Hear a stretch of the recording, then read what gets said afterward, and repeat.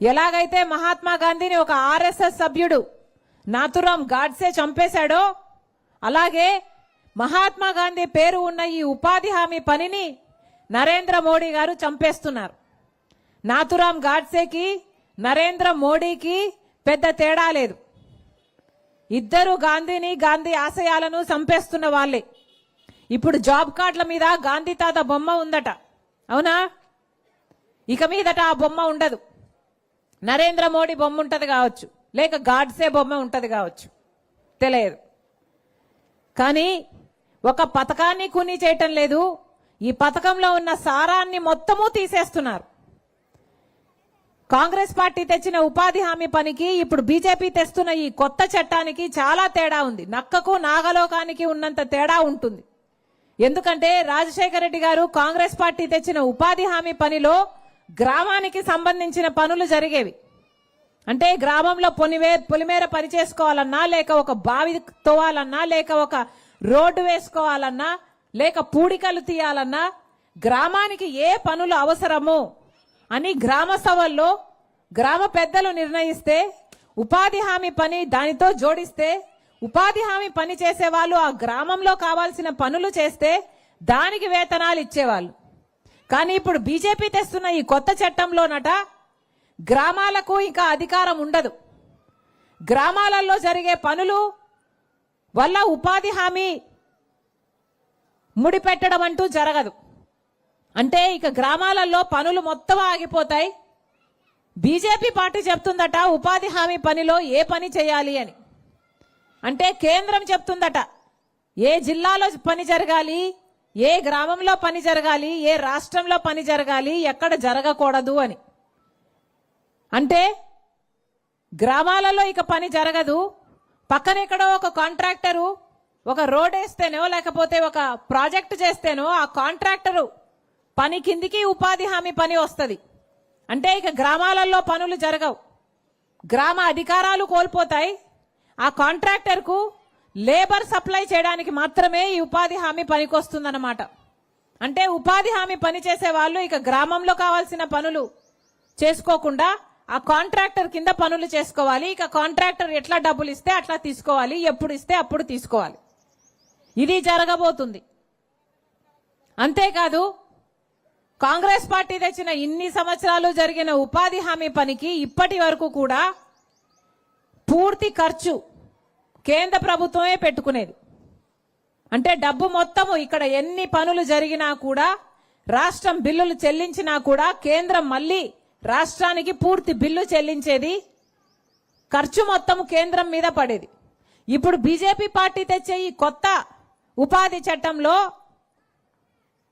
కేంద్రం 60% పెట్టుకుంటుందట, 40% రాష్ట్ర ప్రభుత్వం పెట్టుకోవాలట.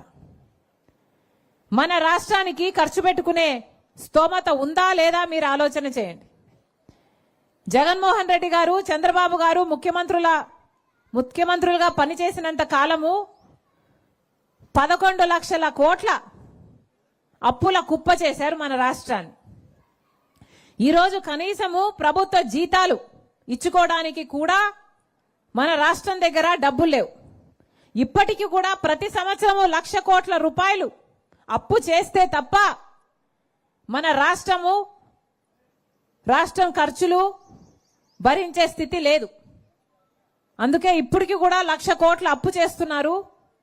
ఎవరు ముఖ్యమంత్రిగా ఉన్నా కూడా, చంద్రబాబు అయినా చేస్తున్నాడు, జగన్మోహన్ రెడ్డి గారు అయినా చేస్తున్నారు. ఇలాంటి పరిస్థితుల్లో ఇప్పుడు రాష్ట్రం 40% ఖర్చు పెట్టుకోవాలి అని అంటే రాష్ట్రం దగ్గర డబ్బు లేదు కాబట్టి ఉపాధి హామీ పనికి రాష్ట్రం డబ్బులు ఇవ్వదు. ఇక ఉపాధి హామీ పనికి రాష్ట్రమే డబ్బులు ఇవ్వక పనే ఇవ్వకుంటే ఇక కేంద్రం డబ్బులు ఇవ్వాల్సిన అవసరం 60% డబ్బులు ఇవ్వాల్సిన అవసరం కూడా ఉండదు. ఇది వీళ్ళ స్కీము. అంటే మొత్తానికే ఉపాధి హామీ పనిని లేపేద్దాము అన్నదే వీళ్ళ కుట్ర. ఇది ఇలాగే సాగుతే అసలు మొత్తం ఉపాధి హామీ పని లేకుండానే పోతుంది. బీజేపీ పార్టీ కూటమి చెప్తున్న మాట ఏమిటంటే కాంగ్రెస్ ఇచ్చిన పథకంలో 100 రోజులే ఇస్తామన్నారు, బీజేపీ తెచ్చే ఈ పథకంలో 125 రోజులు ఇస్తామంటున్నారు. అంటే మహాత్మా గాంధీ పేరు పెట్టుకున్న కాంగ్రెస్ పథకం అంట ఉపాధి హామీ పథకం 100 రోజులేనట. ఇప్పుడు బీజేపీ తెచ్చే కొత్త పథకంలో మేము 125 రోజులు ఇస్తాము అని ప్రచారం చేసుకుంటున్నారు, పోస్టర్లు కూడా వేసుకుంటున్నారు. ఇది పూర్తిగా అవాస్తవము, అబద్ధము. ఎందుకంటే గత సంవత్సరం చూసుకున్నా కూడా సగటున కేవలం 52 రోజులు మాత్రమే పని ఇచ్చారు. ఇందాక అక్క చెప్పినట్టు 30 రోజులే ఈ గ్రామంలో పని ఇచ్చారమ్మా, 100 రోజులు ఇవ్వలేదు అని చెప్పింది.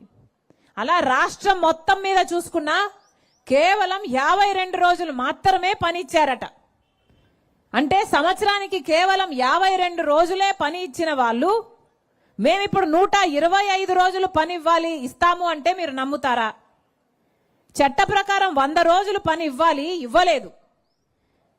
చట్ట ప్రకారం 100 రోజులు పని కూడా ఇవ్వని వాళ్ళు 125 రోజులు పని ఇస్తాము అంటే నమ్మడానికి మీరు గొర్రెలా పిచ్చివాళ్ళ? ఇది పూర్తిగా అబద్ధం. 125 రోజులు బీజేపీ పార్టీ పని ఇస్తుంది అన్న మాట అబద్ధము, బూటకము, మోసము. వీళ్ళు ఇవ్వరు. చంద్రబాబు గారు ముఖ్యమంత్రి అయినాక పోయిన సంవత్సరము 800 కోట్ల రూపాయలు ఉపాధి హామీ రాష్ట్రం తరపున ఖర్చయింది. కేంద్రమేమో 90% ఇచ్చింది, అంటే 8,000 కోట్లు. దాంట్లో 800 మాత్రమే మన రాష్ట్రం పెట్టుకుంది.